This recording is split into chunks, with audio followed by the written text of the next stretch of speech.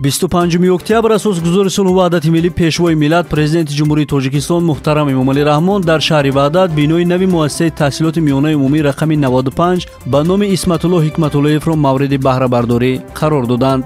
Иншооти нави таълимӣ аз 3 ошёна иборат буда, дар доираи дастуру ҳидоятҳои президенти мамлакат муҳтарам Эмомалӣ Раҳмон бо иқдоми соҳибкори ватандӯст Рустам Ҳикматуллоев аз рӯи лоиҳаи муосир бунёд ёфтааст ва барои 960 нафар хонанда дар 2 баст пешбинӣ гардидааст.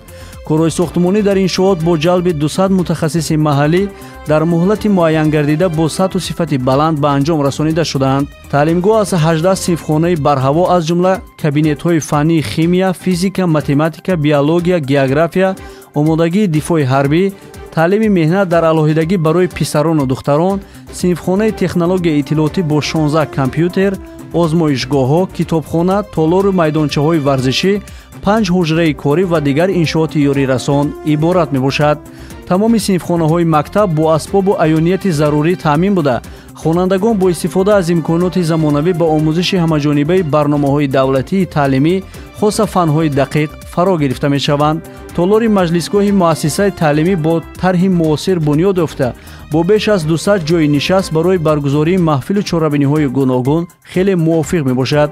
ҳамчунин бо мақсади тарғиби тарзи ҳаёти солим ва ҷалби хонандагон ба намудҳои гуногуни варзиш, дар бинои нави таълимӣ толори барҳавои варзишӣ ва майдончаи бозии тобистона бо тамоми лавозимоти зарурӣ сохта шудааст. толори варзишии муассиса барои бозиҳои баскетбол, волейбол ва тенниси рӯи мизӣ пешбинӣ гардида, хонандагон имкон доранд дар майдончаи саҳни мактаб ба футболи хурд машғул шаванд.